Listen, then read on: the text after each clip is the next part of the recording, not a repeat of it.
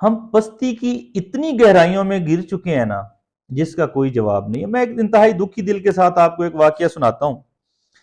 कुछ अर्सा पहले लाहौर के मजाफात में एक लेडी डॉक्टर ने एक औरत का ऑपरेशन किया। अब ऑपरेशन का प्रोसीजर ये होता है, जब बच्चा पैदा होना आता है, सी सेक्शन या सिजेरियन उसे कहते हैं, जब वो होना होता है तो उसके लिए बाकायदा एक टीम होती है, एक गायनाकोलॉजिस्ट होती है। अब गायनाकोलॉजिस्ट जिसने ऑपरेशन करना है, एक एनेस्थीसिया का डॉक्टर होता है जिसे नशे वाला डॉक्टर भी कहा जाता है, जो कि आके मरीज को बेहोश करता है। बेहोशी मुख्तलिफ किस्म की होती है। अब जैसे ये सिजेरियन है, ये स्पाइनल में हो जाता है, रीढ़ की हड्डी में इंजेक्शन लगाया जाता है, निचला धड़ सुन्न हो जाता है, उसके बाद ऑपरेशन किया जाता है, सिजेरियन या सी सेक्शन, बच्चा पैदा होता है। और फिर बाकी टीम होती है, चाइल्ड स्पेशलिस्ट होता है, टेक्नीशियंस होते हैं, नर्सेज होती हैं, हॉस्पिटल का अमला होता है, ऑपरेशन थिएटर का अमला होता है।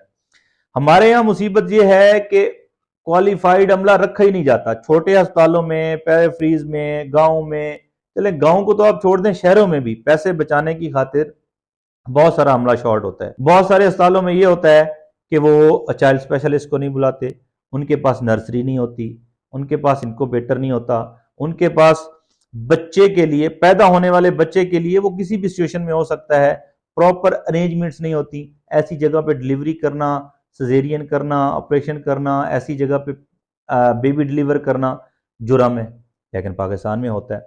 अच्छा, वो क्या करती हैं जी डॉक्टर साहबा, उनके पास एक पेशेंट जाता है और बजाय वो एनेस्थेटिस्ट को बुलाने के, नशे वाले डॉक्टर को बुलाने के, वो खुद पेशेंट को नशा देती हैं। ये होती है, प्रैक्टिस चलती है, वो खुद पेशेंट को नशा देती हैं, और नशा भी वो देती हैं जिसके लिए क्वालिफाइड नहीं थी। वो स्पाइनल भी नहीं लगाती, वो पेशेंट को एक बेहोशी का टीका होता है कैटामिन।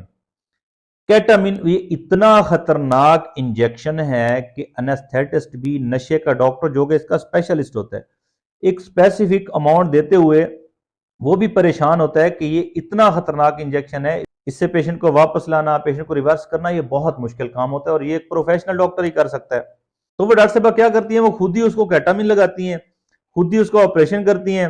और वही होता है जिसका डर था, ऑपरेशन के बाद, बेबी डिलीवर होने के बाद पेशेंट रिवर्स नहीं होता, पेशेंट की डेथ हो जाती है। मुझे बताइए, एक अनेस्थेटिस्ट के 2, 3, 4, 5, 10 हजार लगा लें, 10 हजार बचाने के लिए वो एक नौ मौलूद से, इस दुनिया में आंख खोलने वाले उस मासूम बच्चे से उसकी मां छीन लेती है, उस औरत की डेथ हो जाती है। उसके बाद जुल्म, वो बच्चा 3 महीने तक जिंदा रहता है, कभी इस अस्पताल, कभी उस अस्पताल, कभी उस अस्पताल। 3 महीने के बाद उस बच्चे की भी डेथ हो जाती है। उस बच्चे का क्या कसूर था जिससे इन हवस परस्त, भेड़िया सिफत लोगों ने चंद पैसों की खातिर उससे उसकी मां छीन ली, उससे उसकी जिंदगी छीन ली, बच्चे की डेथ हो जाती है, डॉक्टर का कुछ भी नहीं होता। वो डॉक्टर आज भी इस तरह से ऑपरेशन कर रही है, वो डॉक्टर आज भी इस तरह से प्रैक्टिस कर रही है, उन्हें कौन रोकेगा? क्या इस मुल्क के लोग इतने लावारिस हैं कि उनकी जिंदगियों के साथ इस तरह खेला जाएगा? इसी तरह का एक वाक्य और भी हुआ था कि एक जगह पे एक टेक्नीशियन, वो शायद टेक्नीशियन भी नहीं था, वो हेयर ट्रांसप्लांट कर रहा था। अब हेयर ट्रांसप्लांट करने के लिए एक प्रॉपर सर्जन, प्लास्टिक सर्जन या कॉस्मेटिक सर्जन, वो जरूरी है। एक टेक्नीशियन जिसने चंद दिन देखा, या पता नहीं वो टेक्नीशियन भी नहीं है, बाहर बोर्ड लगा रखा है एक डॉक्टर का, जी फलां फलां फलां सर्जन, और अंदर वो टेक्नीशियन। और लोग भी फिर हमारे ऐसे हैं कि चंद पैसों की बचत को देख के लालच में आ जाते हैं। अब उसने वो किया, एक स्पेसिफिक एरिया की ट्रांसप्लांट किया, क्योंकि उसे ना तो प्रोटोकॉल का पता था, ना स्टेरिलाइजेशन का पता था, ना उसे प्रॉपर वो ट्रेंड था। तो उसका नुकसान क्या हुआ, वो जो स्किन थी ना, वो सारी इन्फेक्शन कर जाती है, और इन्फेक्शन करने के बाद ये उसके इस हेड में पस पड़ जाती है। जैसे वो एक एक्टर साजिद हसन के साथ भी हुआ था, सेम वैसे ही मसला हुआ, पस पड़ जाती है। उसके बाद अब आप जानते हैं कि ये बड़ा सेंसिटिव हिस्सा है, अब आपका दिमाग भी नीचे है, आपका सर है, सर आपका पूरा फंक्शन यहां से फंक्शन कर रहा है। वो पेशेंट तकरीबन 4 महीने तक मुख्तलिफ अस्पतालों में जेर इलाज रहता है, वो लाखों रुपए उसके इलाज पे लगते हैं, बड़ी मुश्किल से उसकी जान बचती है। और वो ट्रांसप्लांट भी कामयाब नहीं होता।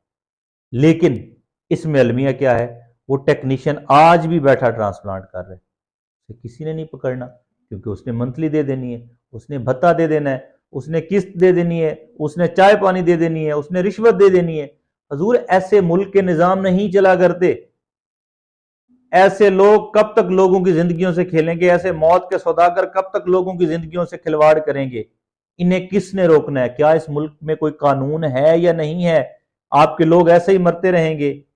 और मैं रिक्वेस्ट करूंगा, जो चार पैसे बचाने के लिए ऐसे कसाईयों के पास जाते हैं, आप भी अपनी जान पे रहम कीजिए, अपने एहलो अयाल पे रहम कीजिए, अपनी जिंदगियों पे रहम कीजिए। चंद पैसे बचाने की खातिर अपने आप को मुश्किल में, अपने आप को खतरे में मत डालिए।